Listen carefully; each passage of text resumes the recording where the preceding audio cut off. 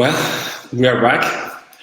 Let's go with our next speaker. He's one of a kind. He's William Tincup. He's the president of the Recruiting Daily.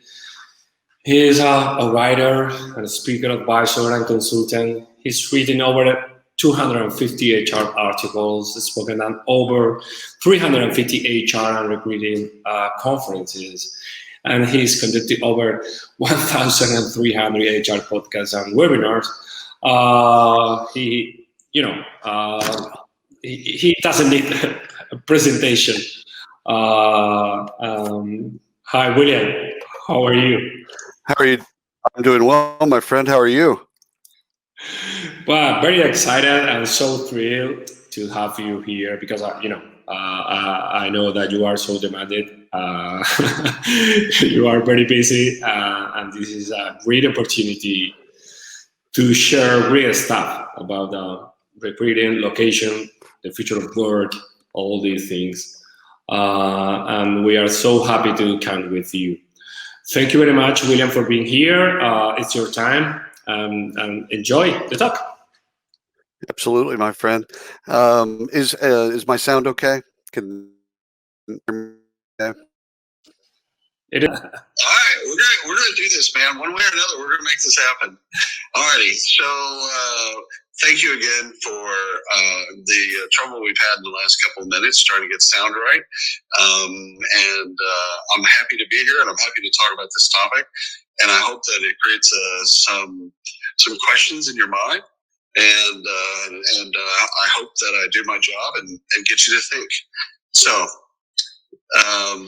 This is a quote that actually I believe in, even though I kind of make fun of myself. I think COVID, and especially remote work in particular, with knowledge workers, has changed the face of HR. And I'll kind of go through that here in just a couple seconds. So Francisco said that I didn't need any introduction, but truth is, I need introduction because I'm a student of recruiting and HR, and pretty much every conversation I have with a practitioner, consultant, or an analyst, I learn something new. So I appreciate him saying that. That's very nice. That's very kind. But I learn from everybody. In fact, the previous speaker, she and I in Chicago were together at an event, and I still remember having a conversation with her, and that was probably 5 years ago. So always learning. So always trying to kind of push myself and push the industry, but also learning from every conversation that I have with folks. So today's discussion is about location, and really about how we think of location, how we thought maybe in January, December, how we thought of location, and maybe how we'll think about location in the future. And I'll end with, we're going to a couple, you can't do the entire value chain of HR in 45 minutes, but I'll go into a couple kind of the key components of HR, and then I'll have some aha moments. And then really I want to kind of get to some questions. Hopefully you have some for me. All right. So let's talk a little bit about this hypothetical character here, Lori. And Lori's kind of a perfect kind of remote worker, if you will. She's the job that she does right now. It's in the office. She goes into the office every day like normal, pre-COVID, and she works with her team and her boss, and everything's pretty much normal. It's a normal HR environment. I would say that Lori lives in kind of the world of 2019 or January of 2020, but not necessarily the world that we live in right now. And so, giving you just a little bit of background on Lori, because I'm gonna use her as an example as we go through this. Okay, so again, aspects of the value chain of HR. It's important that I'm not trying to hit every single part of HR just because of timing. I would love to do that, but I just couldn't do it in 45 minutes. So the first thing on talent acquisition, recruiting, if you will, is it's opened up the aperture. Remote work is opened up the aperture on both sides. So now, Lori, if you will, previous in 2019, Lori would have probably gone to Indeed and typed in Austin, software engineer, backend developer.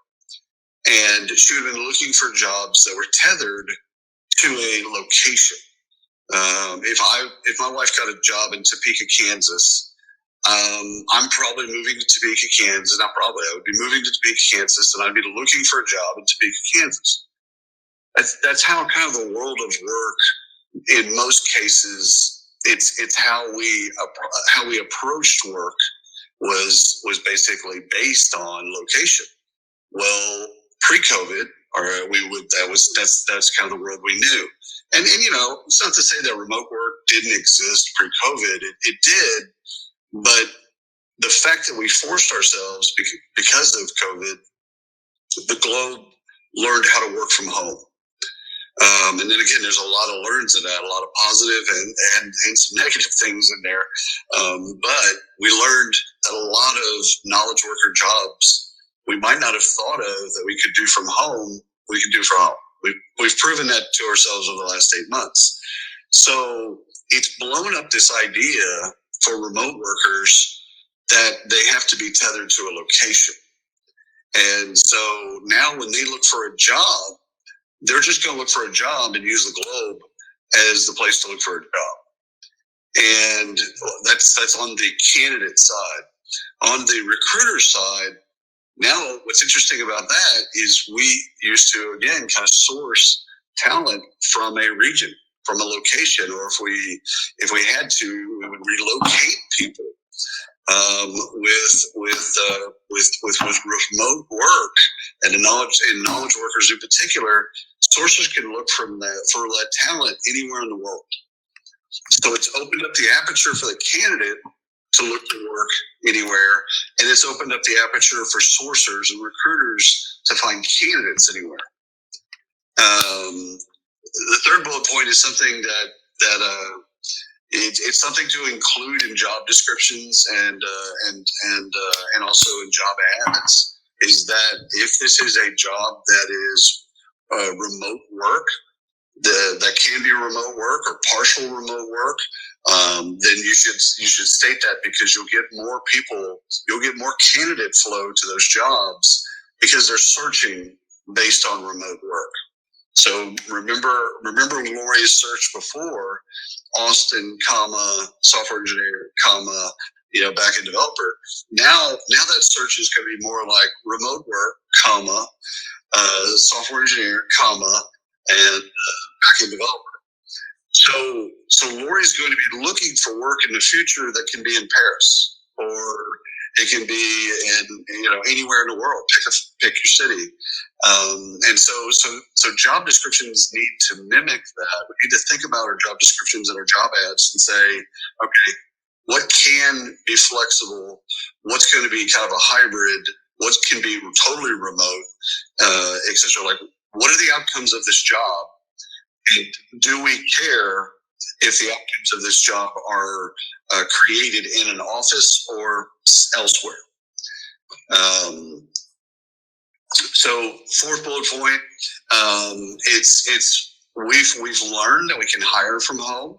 We've learned that we can do interviews from home, video interviewing. I mean, if you haven't suffered some type of Zoom exhaustion, then you're probably doing it wrong. So we've proven to ourselves that we can do these things from home. And so now what we need to do is become experts at it. Like, how do we interview? How do we do job interviews? How do we candidate interviews where they have a great experience, yet we get out of those interviews what we would have gotten out of them in conference room A.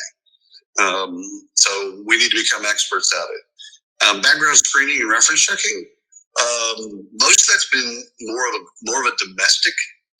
If you're looking for a job in Germany, then it's been, you're looking for candidates in Germany. And so whatever you can do background screening and reference checking wise, you do it in Germany. Well, now by looking for candidates all over the world, you've got to still be able to do those things. And you've got to be able to do them well from all over the world.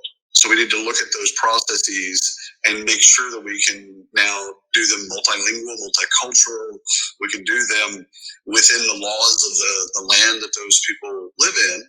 So the employment laws of France apply. When we're sourcing that candidate or we're going to recruit them, we need to understand what we can and can't do, background screening, reference checking. So there's a level of difficulty now that maybe we didn't have if you're in San Francisco looking for candidates in San Francisco and you're doing background screens and reference checking in San Francisco. So just think about how that's changed based on location and remote work. I had a couple more things that I wanted to talk about in talent acquisition. And some of it's just kind of meta is how has it changed our process? How do we think of remote candidates differently in a candidate experience? We've talked about candidate experience for 20 years, but by and large, we've looked at that candidate experience and not really thought most about gig workers on one level and remote workers on another level. So how do we have a different candidate experience for remote workers, or how do we augment that to make sure that they have a good experience? That's going to be very important. If we want to recruit, remote workers, then we've got to have a great candidate experience for those folks. I've already said the job advertises multilingual, multicultural. We want to make sure that we do things that are appropriate wherever that candidate is rests and lives. Assessment tools, and again, I kind of hit on the biases. Making sure that bias isn't something we take with us as we look for people all over the world. It's easy to say our aperture is now open to candidates from all over the world, which means sourcing is now, it becomes kind of a really fun game. We can look for people from anywhere in the world, but are we biased? Are we bringing biases to the table? And so we need to kind of analyze that with remote worker. Do we have biases with remote workers? What are those biases? Is it language? Is it time zone? Is it different countries? Whatever those biases are, we need to at least understand what they are and then try to mitigate them. Skills testing, we tend to kind of think of skills testing in very kind of a monolithic and way and one-dimensional. So I think that, again, kind of thinking about these things and how it's changed the process. How does something like skills testing, if it's for a role that you're going to be going for remote workers and remote candidates, how do you do skills testing, for candidates that live all over the world?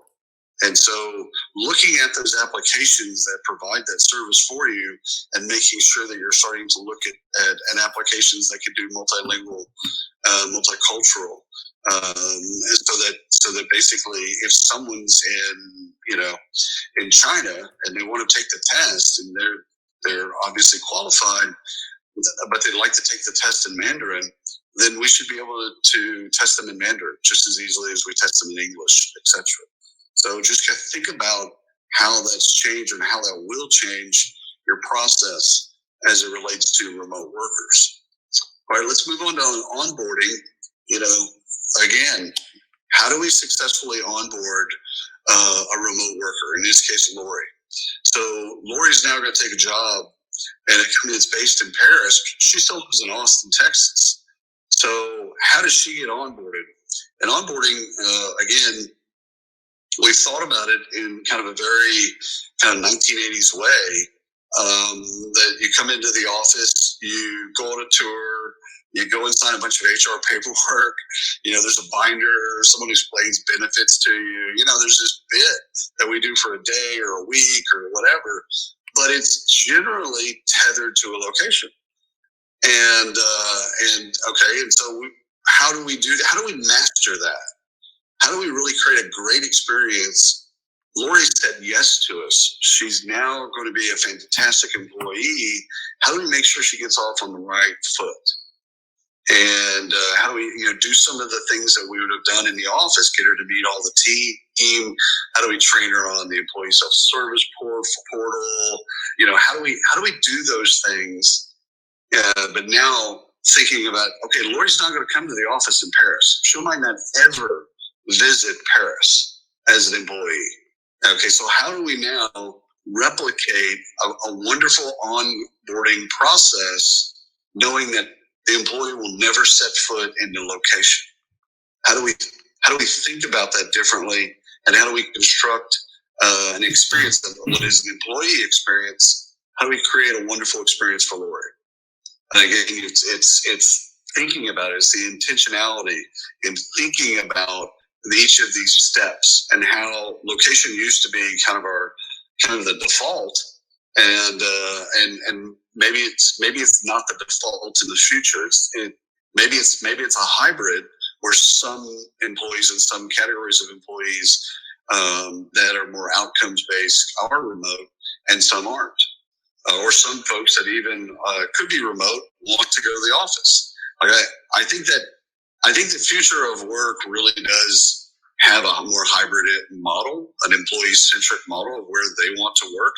And again, I'm dealing with knowledge workers in particular. I'm not dealing with cashiers, banks or retail or things like that. Knowledge workers. How do they want to work? Is something that now we can start to think about. How do you want to work? You want to work from home? Do you want to work in the office on Fridays?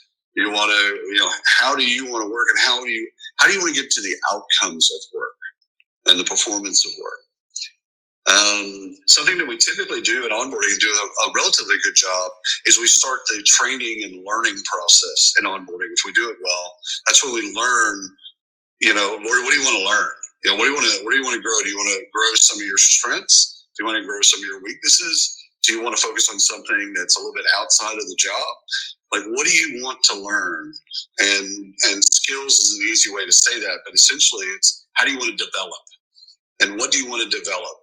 And we do it again, when we're in the location and we're onboarding the Lori, in conference room A, we tend to do a pretty good job of this, of trying to find these things out and connecting learning to onboarding and to Lori. But okay, Lori's in Austin. The headquarters is in Paris. Now we don't have conference room A. How does that change our process? And the last thing on onboarding, and it's something that I've just been thinking about recently, is the home environment. Again, we've all been forced since March to work from home, by and large. But maybe our environments need an update. Maybe we need better lighting. Maybe we need better audio. Maybe we need a better system or a dedicated room. Like, thinking and being intentional about how do we set Lori up for success. So these are things that we would have probably talked about in recruiting while we were recruiting Lori. But when we onboard, it's typically HR gets involved. This is one of those things that we want to find out. Okay, what's your current situation, and how can we make that better? Well, I have kind of an old-fashioned desk. It's kind of small. I'd really like to have a stand-up desk. Okay, well, if that's what it takes to be successful, let's get Lori a stand-up desk. Like, what is it going to take? And I think that's person by person to find out what they need at their house or home environment or apartment or whatever, so that they're successful. Because again, we want the outcomes from Lori, and it's different than an office. We could just kind of tell also, Lori that her cubicle is down on the left, and Lori already had everything kind of set up. Now we're going to be working with people all over the world. We need to do a better job of understanding what they have and what they don't, what's in the way, what are going to be barriers to success, and then figure out ways to mitigate those barriers to success. Now let's get into performance. Again, yet another kind of interesting category. Okay, remote worker, right? Lori's in Austin, and you can't bring her into conference room A and do your typical performance review. You can't do that typical sit across the table and talk through the pros and cons and things you need to learn and all of that stuff. You got to be able to do it over video, which begs one of the questions it begs is, should those performance reviews be recorded? So if we're doing it over Zoom, let's say, should we record the performance review? And should it be on video, we give the feedback, and now we can go back and look at that if we need to. Again, it's thinking about it that's really interesting to me, because location has been at the center of a performance review for a long time. You'd be at the same location, and so doing a performance review, even though they're kind of a pain, you'd still be able to do them. And you're still going to need to do them with remote employees and remote workers. So you're still going to need to do them, but you've got to now do them in a different way and think about them in a different way with remote workers. Same with feedback. So feedback's more, so performance reviews, let's say you do them monthly or quarterly or twice a year, once a year, whatever your bid is. Feedback is something that happens a bit more fluid, and it's more 360. Lori's giving feedback to the team's giving feedback to Lori's giving feedback to her boss is giving feedback to the team, Lori, subordinates, whatever. So we need to think about feedback now. How does that happen with remote workers, to where, again, we're not in conference room A, we're all over the world. So how do we do that? How do we do feedback in a successful way, where we understand what they need and give them feedback that they need, and there is a bit of also kind of keeping track of the feedback, so that we make sure that when we do a performance review, we can kind of refer to, hey, we talked a little bit about this. It seems like you're still struggling with it. Let's figure out how to make that better. So feedback is one of those mechanisms that we need to figure out how we're going to do it, be successful at it with remote workers. And again, I think again, that 360-degree feedback is probably the best model of how we're all going to give each other feedback. The second to last point is, in an outcomes-based environment with knowledge workers, how do we do goals and goal setting? So again, we probably already have a pretty good process for this. Some of it might be dependent on location and meeting and being in the same room together. Some of it might not. But it's thinking about goals with remote workers and understanding how goal management happens with let's say you go 100% virtual. How do you do goals? How do you manage goals management, and how do you become successful at goals? The last point I've already kind of covered with feedback, with goal setting, with performance reviews. With all of those, should we be recording those? Which again kind of gets to an interesting question of privacy and what you can and can't do in certain countries, etc. So there's going to be things that we need to think about, where it's been something that we haven't had to think about because we're in the same location. And now with the option of people being remote, we need to either think or rethink a process. Payroll benefits and benefits management. Again, now you've got employees that are going to be in different countries and different locations. How do you get payroll done? Again, it's like that. Like Lori working at the company in Austin, Texas. Everybody's in Austin, Texas. Payroll is pretty easy. Happens every 2 weeks. You use a local payroll, domestic payroll provider, and payroll's, it's never super easy, but it's easier. When you start to have, 120 employees and 16 different countries, payroll is not as easy. And you're using different payroll providers and different models to get that done. So it does force you to think. Remote employees and not being tethered to the location is going to get you to think differently about global payroll. If you've never thought about it, now you're going to be forced to think about it. And the same goes with global benefits. So how do you do benefits in the future?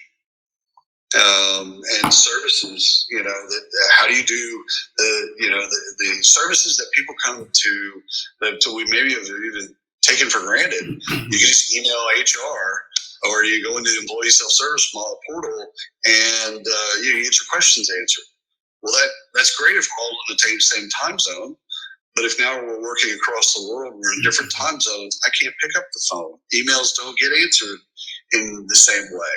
So we need to think about remote workers and then say, how do we service them from an HR perspective? How do we service people in 16 different countries, or 30 different countries, etc. Local pay or headquarter pay. I really want you to think about this. So, and I'll deal with this in compensation a bit as well. But okay, so Lori's making $140,000 at her Austin job.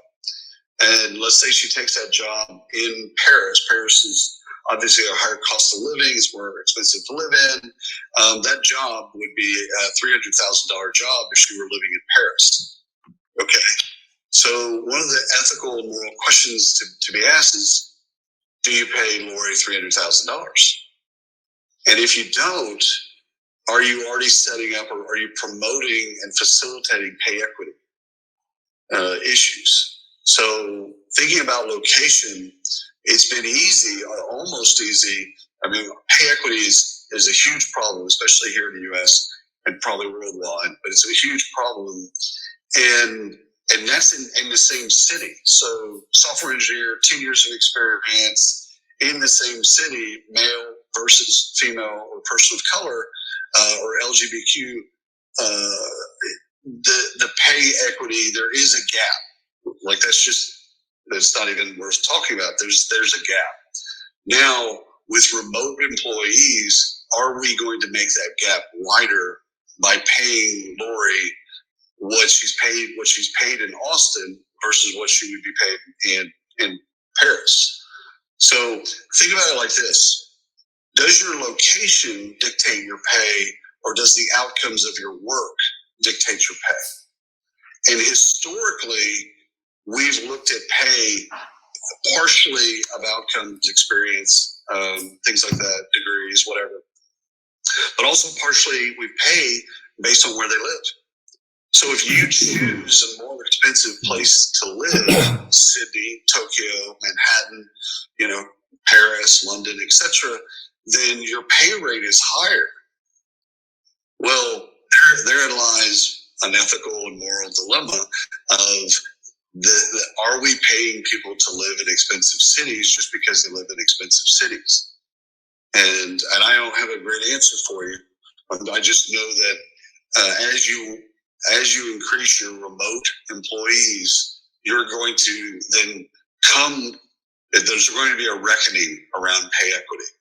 And so it's probably easier, it's probably better to just, if someone's got, again, using Lori as a backdrop, 10 years of experience, and it doesn't matter where she lives. What's the pay that we pay people with 10 years of software engineers, back-end developers? What's that pay? If she lives in Topeka, Kansas, or she lives in Tokyo, doesn't matter, pay. And again, I'm saying it like that's fact, but it's not. I want you to think about it. Last point on this one is, how do we conduct workforce planning, which has always been a difficult task for HR? How do we do workforce planning with remote employees? How do we think about workforce planning? And how do we then weave in those that are remote into that process? All right, so now let's talk a little bit about learning. We talked a little bit about this as it relates to onboarding. How do we grow Lori's skills? When I first asked that question of myself, I then asked the question, well, wait a minute. Do we grow Lori's skills? I mean, it's a remote employee. They're still an employee. They're still part of the firm just as much as somebody that goes to the office. However, are we going to treat them differently from a learning perspective? And I don't know. It's way too early to know the answer to that. But it's something to think about, because again, location has dictated how we typically, and maybe even role and location has dictated how we deal with learning. And maybe the individual has helped dictate what they want to learn, etc. So let's just say we are going to grow Lori's skills, and we're going to do that. So how do we activate her? How do we get Lori trained to then use our LMS and what's available to her from a learning content perspective? And again, how do we basically model learning for remote employees? How do we think of that process and how do we get them involved in learning? You know, learning still, there's a lot of learning that's still office based.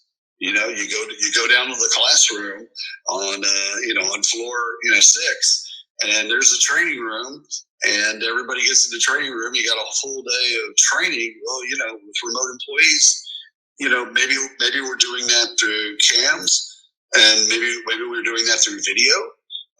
But we've got to think about how we're going to train people, and train remote employees in particular.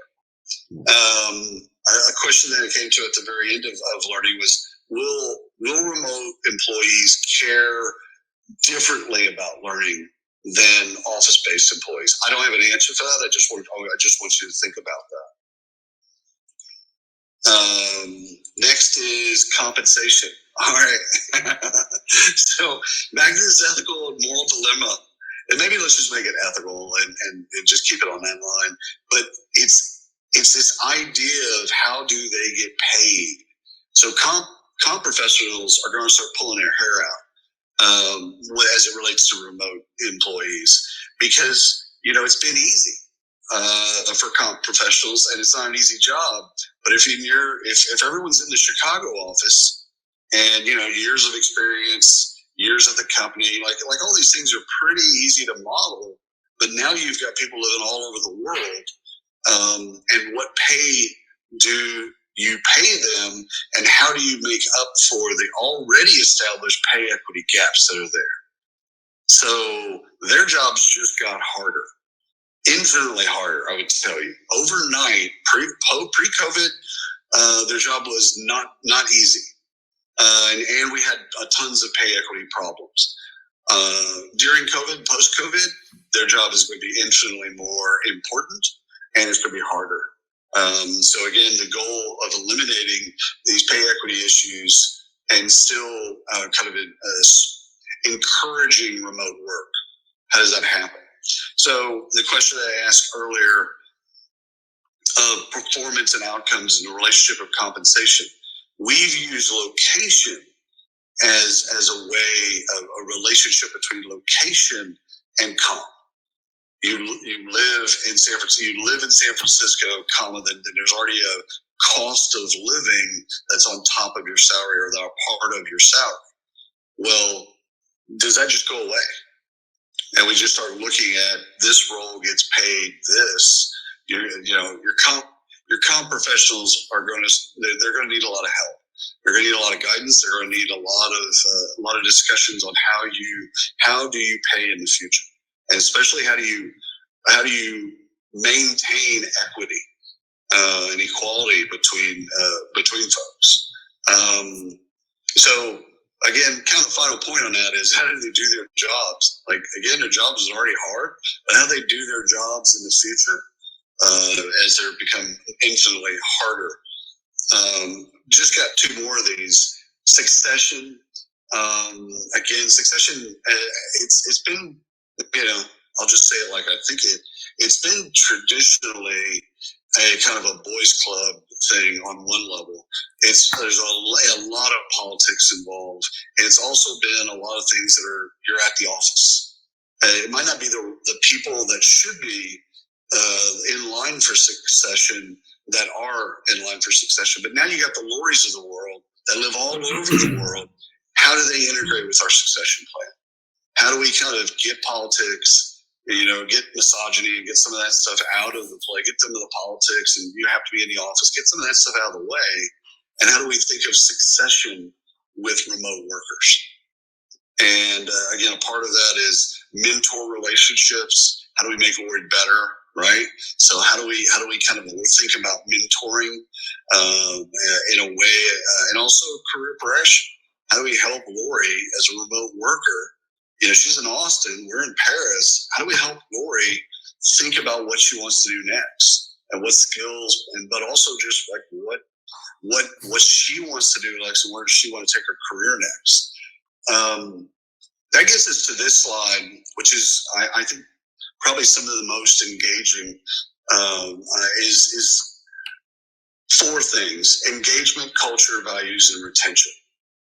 So things that we might have already taken for granted: employee engagement. has been tethered to the office, right? Like that's the part of the bit. We all go out for drinks. We go to a ball game. There's a birthday party. It's all at the office. Well, now with remote workers being all over the world, then how do we think about engagement? How do we know if we're getting engagement right or wrong? How do we know if we're engaging our remote employees? Like, what does it look like? What are the metrics? Culture is kind of the same bit. It's kind of tied in one way or another to the location. You've got ping pong. You've got all that other stuff that makes up the culture and the office environment. Well, you take the office environment out of the picture because you got remote workers. Well, okay, what is our culture? How do we define our culture now if you take a location and something that's location-centric out of the equation?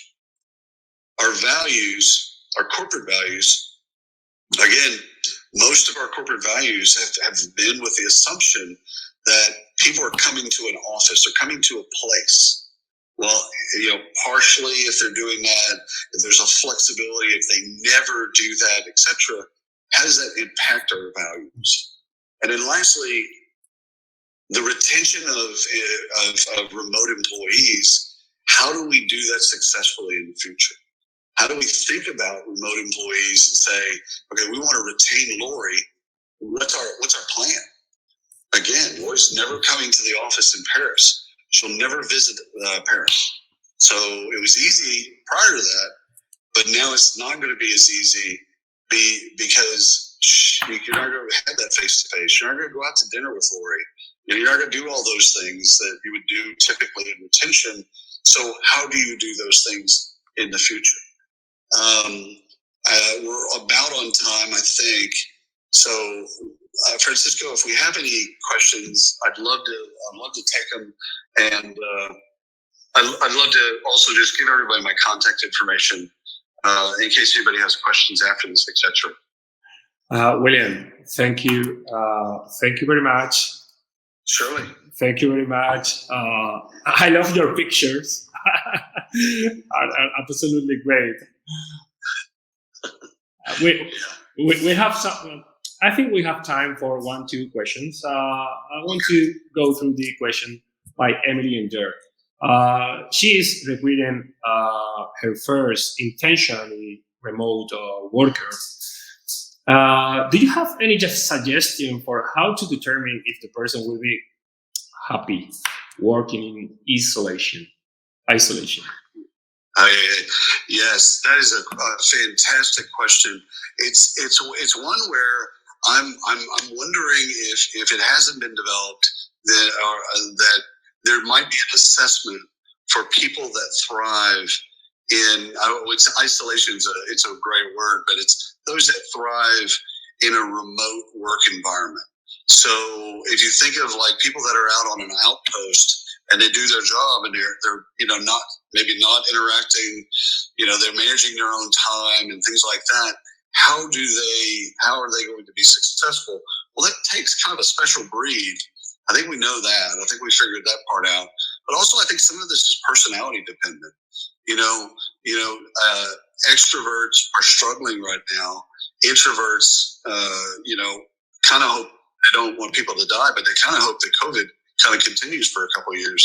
So I think the question is, and when you're recruiting this person, I think you go deeper into how have you done this in the past?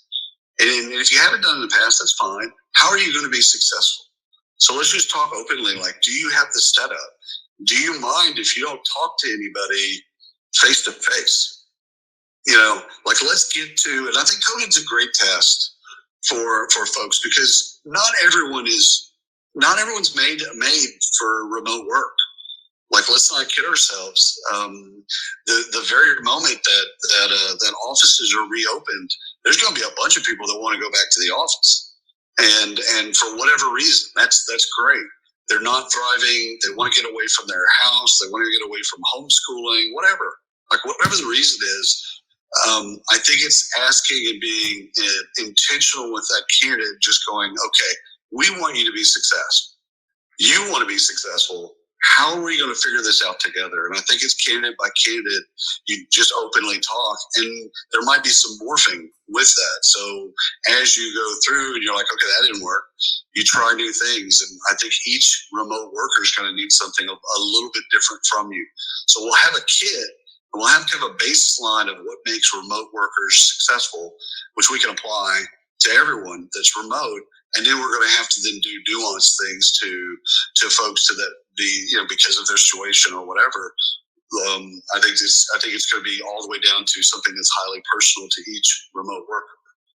So great question. I mean, it's a fantastic question because it begs the question of who thrives in remote work and who doesn't, and how do you know the difference, or how do you know which is which is a wonderful question, and I can't help an assessment, a way to assess for this.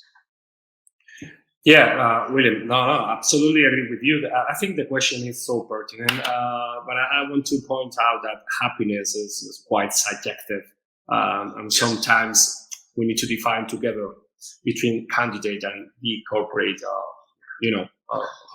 how we are going to get you successful or something like that. I was thinking about the culture, because culture is built by people, not by offices and buildings. How to spread these values and the culture, the company culture, through this digital world. I think it's very relevant to achieve this successful way of work.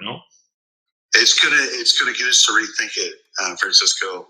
I mean, this is, again, we've probably been doing this while the car's been going. We've probably been rethinking culture as we've been going along, but we're going to have to do it even more. We're going to have to really think about culture and think about, well, what is our culture? If it's going out to ball games or going out for drinks with each other, then then we have to reformat and rethink culture. And because not if you got 50% of your workforce that's working remotely, then that rules them out of the culture, which means that it isn't a part of your culture. So we've got to rethink culture.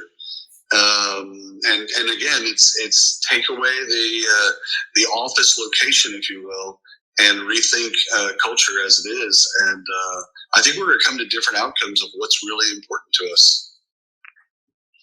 That's great. I think the last one by Matthew Rosenfeld. How do you recommend companies work to formalize the informal to ensure the in-person activities are traditionally done? What a cool chat. So say the question again. I want to make sure I get the gist of it. Yeah. How do you recommend companies work to formalize the informal to ensure the in-person activities are the traditionally done? What a cool chat. Yes. So first of all, great question. And it gets to kind of our communications and tools that we use. I think COVID, has taught us that there's some waste in some of that maybe what we thought of as culture, as the conversations in the hallways and the interruptions in the offices and some of the water cooler chat, some of that is valuable, and it should become a part of the institutional knowledge of the firm and shared and things like that. So there's some of that that's actually great, which we then should capture and then communicate across the firm to all employees, remote included. And then most of that, I would tell you, is what we've called culture. The water cooler chats, the break room chats, all of that type of stuff. We've said that's our culture, or we've used that as a crutch to say that's culture, which I don't think it is culture. But to answer the question, I think that you use tools. Again, whether or not it's Slack or Asana, or, pick your favorite, whatever your work tools are right now, and you start thinking about how do you create those conversations with people, capture the gold, and then communicate the gold to the rest of the company or rest of the team. So, if you think back to the years of knowledge management and even learning to some degree, we've always had a difficulty capturing the things that don't fit nicely into an Excel spreadsheet or into a box. But the conversations, I think, that are worthy, I think we've got to do a better job using tools that we're going to use, tools to manage all of our workflow. I think we've got to capture those things and then communicate them. And again, I think learning applications they've made some strides in this. So it might be that we use the LMS in a deeper way to share this kind of informal content. And so maybe to answer the question is we look at our LMS and we rethink the LMS with traditional content, compliance content, and then informal learns and learning and or highlights, and then we use the LMS as a way of both capturing it and then communicating it back to the firm. But it's a fantastic question, and it's a fantastic thought for us. Okay, if half the workforce is remote, they're learning things, and how do we learn what they're learning? How do we do that? Which is where we would have used, in conference room A after a conference, after a call or a meeting, we would have sat around and talked, and then we would have learned something. Well, how do we still do that? I think probably using the tools that we have access to in our work tools, but also the LMS. I think it could be kind of where we centralize things and informal knowledge. Great question. Wonderful question. Thank you, Kant. Thank you enough, William, for being here. We did it. Well, I'm so sorry that the sound. I mean, we are using it is again. This is the highlight kind of things that happen with remote work. You're where you're at. I'm in Arlington, Texas, and I'm hardwired. I'm not even using wireless. I'm hardwired to the internet, but for whatever reason, my headset and my webcam microphone didn't work. And so we adapted. And so I think that's actually, one of the interesting parts is we've just proven you're going to be adaptive with remote workers. If we think of me as a remote worker in this scenario, we just had to adapt, and we did. We did, exactly. What a great insight to finish this conversation. William, thank you very much.